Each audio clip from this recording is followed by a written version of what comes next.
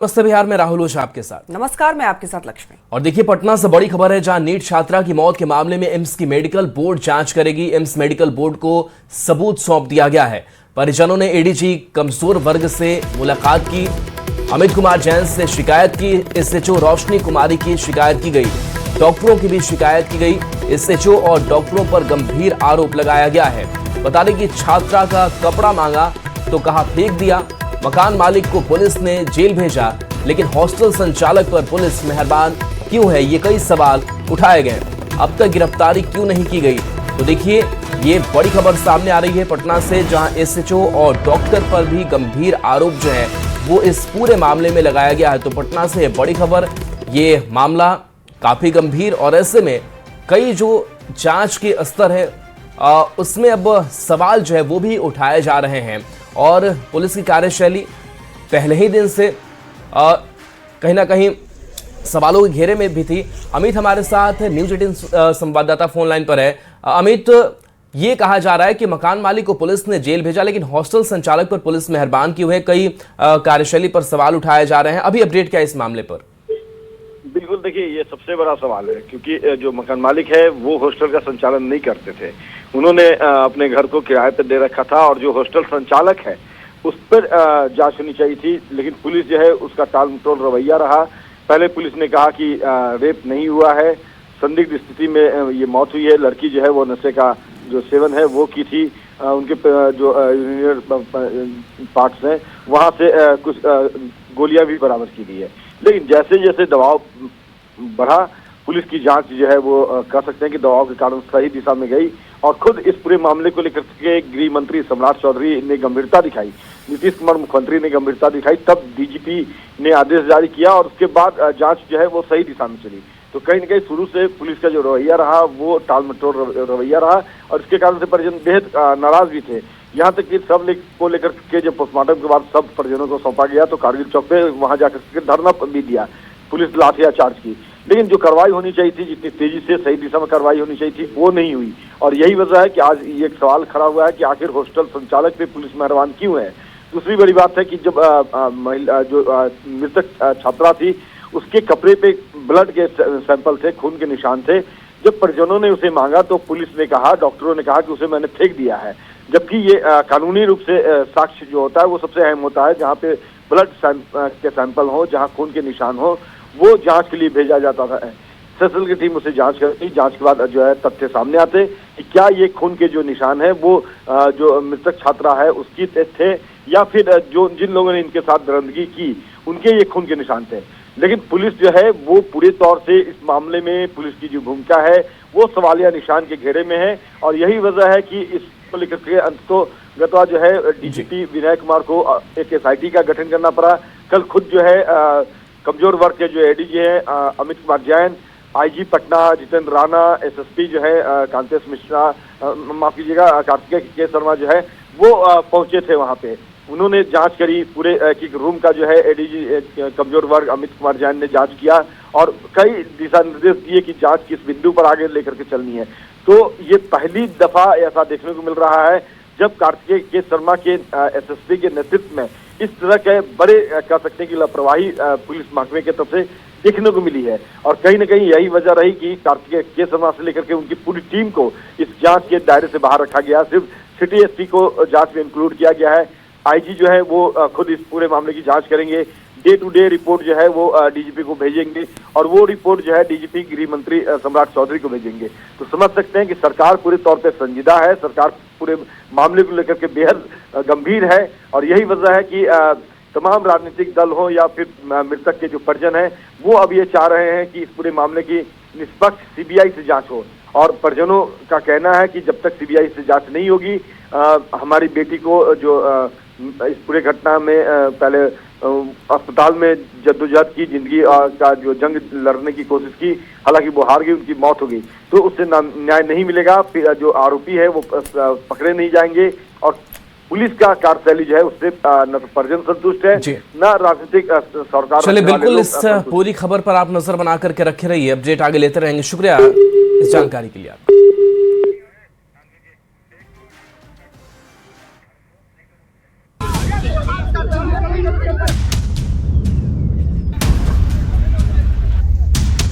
पटना में रहकर नीट की तैयारी कर रही जहानाबाद की छात्रा की मौत ने सबको हिलाकर रख दिया है। अब वो दुनिया में नहीं है, हम उसका नाम नहीं बता सकते, लेकिन उसे हमने नाम दिया है संवेदना। नीट छात्रा संवेदना की मौत को लेकर उसके घर वालों ने हॉस्टल, अस्पताल और पुलिस तक पर सवाल उठाए थे।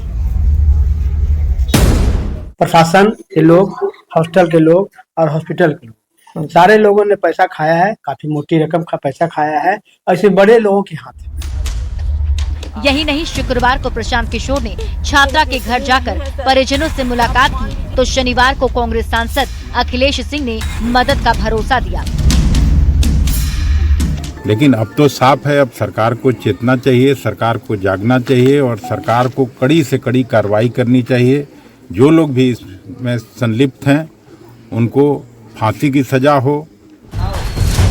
नीट छात्रा संवेदना के मौत मामले को लेकर सरकार भी काफी गंभीर दिख रही है। सरकार की ओर से आए कड़े निर्देश के बाद पुलिस एक्शन में है। एसआईटी के सदस्यों के साथ आईजी जितेंद्र राणा और एसएसपी कार्तिकेय शर्मा भी शंभू गर्ल्स हॉस्टल में पहुंचकर छानबीन की। उस कमरे को भी देखा जहां संवेदना रहती थी। पुलिस का कहना है कि नीट छात्रा संवेदना के घर वालों को हर साक्ष्य दिया जाएगा। शंभू गर्ल्स हॉस्टल से लेकर हॉस्पिटल तक के सीसीटीवी फुटेज भी आ गए हैं, जो घर वालों को दिए जाएंगे। पुलिस का दावा है आज से कल तक फॉरेंसिक रिपोर्ट भी आ जाएगी और पटना एम्स के फाइनल रिपोर्ट आने के बाद रविवार तक पूरे मामले का खुलासा कर दिया जाएगा।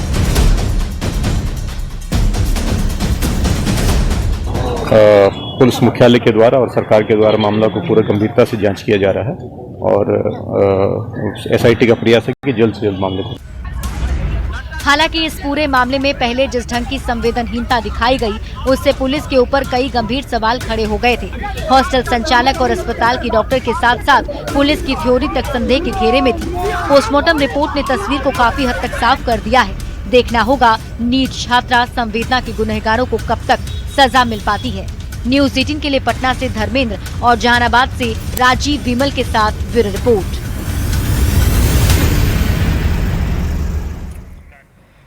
नीट छात्रा मौत मामले को लेकर जहानाबाद में आरजेडी ने कैंडल मार्च निकाला। अरवल मोड़ से कारगिल चौक तक निकाली गई इस मार्च में विधायक राहुल कुमार सहित बड़ी संख्या में कार्यकर्ता मौजूद रहे और इस दौरान मामले में सरकार से जल्द उचित कार्रवाई की भी मांग की गई है। लोगों ने एक मैसेज देने का प्रयास किया है कि इस तरह की वारदात जहानाबाद की धरती पे, बिहार की धरती पे राष्ट्रीय जनता दल बर्दाश्त नहीं करेगा। अभी हम लोग शांति से चल रहे हैं, लेकिन जल्द ही अगर न्यायपूर्ण तरीके से दोषियों को चिन्हित करके कटघरे में नहीं लाया गया। बात एक ऐसी खबर की जो आपको झकझोर कर रख देगी, वो तस्वीर जो आपको अंदर तक हिला कर रख देगी। हम आपको दिखाएंगे कि दहेज के लालच में हत्या कर दी जाती है। शव को मायके में उसके घर के दरवाजे के बाहर फेंक दिया जाता है, वो भी एक पुलिस वाले की गाड़ी में लाकर। लेकिन सारण पुलिस के लिए एक रोजमर्रा की घटना के तौर पर दर्ज हो जाती है और पुलिस एक विज्ञप्ति जारी कर शांत हो जाती है। रात का समय 12:38:33 हो रहा है। एक गाड़ी आकर खड़ी होती है। गाड़ी के बाईं तरफ का दरवाजा खुलता है। दरवाजे से मुंह बांधे एक व्यक्ति निकलता है। पीछे का गेट खोलता है, एक शव को बाहर निकालता है। बगल वाले घर के दरवाजे के बाहर शव को फेंककर चला जाता है। सीसीटीवी में दर्ज ये सबूत हैवानियत की कहानी कहने के लिए काफी है।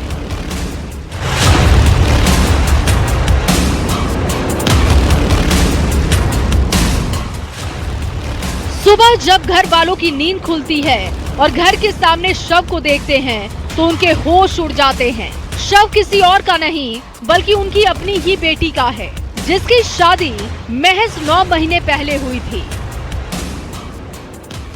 हमें कोई पता नहीं, हम बाबू के बाहर हमारी साहब क्या दहेज का लालची भेड़िया सत्येंद्र कुमार अपनी पत्नी की हत्या कर शव उसके मायके के घर के दरवाजे पर फेंक देता है।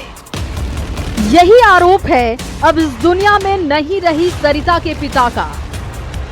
8 लाख रुपया अपन, 8 लाख रुपया मेरा जमीन के का रजिस्ट्री का आज कर दिया हुआ था और उस पर से कुछ और पैसा मांग रहे थे। सोनपुर की रहने वाली सरिता की शादी 9 महीने पहले वैशाली के करताहा थाना क्षेत्र के सतेंद्र कुमार से हुई थी। शादी के 9 महीने बाद उसकी हत्या हो जाती है। शव उसके मायके के घर के बाहर फेंक दिया जाता है और पुलिस इसे सामान्य घटना मान लेती है। घंटों बीत जाने के बाद एसएसपी मीडिया से बात नहीं करते। हाँ, एक विज्ञप्ति जारी कर खाना पूर्ति जरूर कर दी जाती है, लेकिन ये मामला और भी गंभीर इसलिए हो जाता है कि शव को एक दारोगा के नाम पर रजिस्टर्ड गाड़ी से लाकर फेंका गया था। गाड़ी का नंबर है JH02BP0685। ये स्कॉर्पियो गाड़ी है, मुजफ्फरपुर में पोस्टेड दारोगा संतोष कुमार के नाम पर रजिस्टर्ड है। गाड़ी या जांच का विषय है। गाड़ी के बारे में गाड़ी जांच का उसका जांच में जो आता है उसके बाद ही पता चलेगा। काफी देर के बाद ग्रामीण एसपी संजय कुमार भी गाड़ी की पहचान की बात बताते हैं। हरिहरनाथ थाने में पति समेत 5 लोगों पर हत्या का केस दर्ज कर जांच की बात कहते हैं और गाड़ी की पहचान हो गई है, प्राथमिकी दर्ज कार्रवाई की जा रही है। लेकिन इस घटना ने सारण पुलिस पर गंभीर सवाल खड़े कर दिए हैं। सवाल ये है कि आरोपी पति सतेंद्र की गिरफ्तारी में देरी क्यों? सारण पुलिस ने क्यों नहीं दिखाई गंभीरता? शादी के 9 महीने बाद हत्या, पुलिस इतनी सुस्त क्यों? दारोगा की निजी गाड़ी से कैसे फेंका गया शव? गाड़ी के मालिक दारोगा संतोष पर एक्शन कब? दारोगा संतोष रजक से अब तक पूछताछ क्यों नहीं? न्यूज 18 के लिए सोनपुर से प्रफुल्ल, मुजफ्फरपुर से प्रियांक सौरभ के साथ ब्यूरो रिपोर्ट।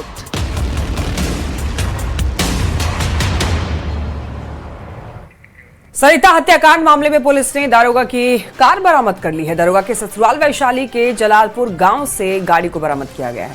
जलालपुर गांव में दारोगा संतोष रजा का ससुराल है। आरोपी सतेंद्र ही गाड़ी का इस्तेमाल करता था। 15 जनवरी की आधी रात के बाद में स्कॉर्पियो गाड़ी से सरिता का शव फेंका गया था। देखिए, ये वही स्कॉर्पियो है जिससे शव को फेंका गया था।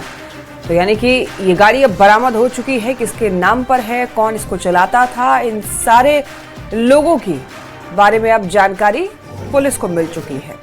तो अब ऐसे में सवाल यही उठ रहा है कि सरिता के हत्यारों को आखिर सजा कब मिलेगी? जो आपके दरवाजे पे लगी हुई है स्कॉर्पियो ब्लैक रंग की, किसकी गाड़ी है? वो हमारे दामाद की। दामाद का क्या नाम है? संतोष कुमार रजक। संतोष कुमार रजक। आपके दामाद क्या करते हैं? दरोगा। दरोगा है। कहाँ आती दरोगा में? कहाँ पोस्ट? काटी पानापुर में। वो इससे पहले कहाँ थे? करताहा में। कितना दिन पहले करताहा में पोस्ट? 2 महीना पहले। सोनपुर में दहेज के लिए नवविवाहित की बेरहमी से हत्या के बाद मायके के गेट पर शव फेंक दिया गया। दारोगा की निजी कार से शव फेंके जाने का वीडियो सामने आया। कार जब्त कर ली गई है और पति समेत 5 पर इस पूरे मामले में केस दर्ज किया गया है और पुलिस आगे की कार्रवाई करने में जुटी हुई है। मुजफ्फरपुर से बड़ी खबर इस बीच, जहां सोनपुर में सरिता हत्याकांड मामला दारोगा संतोष रजक को सख्त निर्देश दिया गया है। एसएसपी मुजफ्फरपुर से सख्त निर्देश है, मामले की जांच में सहयोग करना होगा। आरोपी सतेंद्र की गिरफ्तारी में भी सहयोग करना पड़ेगा। जांच में संतोष दोषी होंगे तो कार्रवाई की जाएगी। घटना के दौरान ड्यूटी करते दारोगा संतोष रजक दिखे थे। आरोपी सतेंद्र ड्राइवर के रूप में दारोगा की गाड़ी का इस्तेमाल किया था। दारोगा की भूमिका की जांच हो रही है। दोषी होने पर सख्त कार्रवाई होगी। मुजफ्फरपुर के पानापुर करिया थाना में पदस्थापित हैं एसआई संतोष रजक। दारोगा की ही कार से सतेंद्र ने यह लाश फेंकी थी।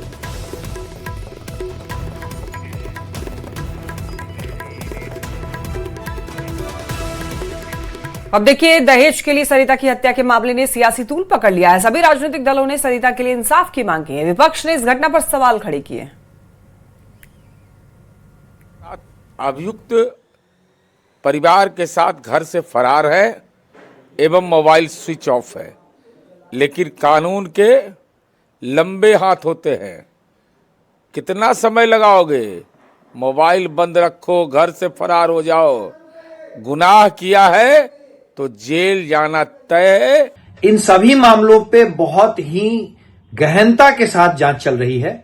बहुत सेंसिटिव मामला है और आरोपी कोई भी हो, अगर आरोप सिद्ध हो जाता है तो पुलिस तुरंत अपनी कार्रवाई करेगी।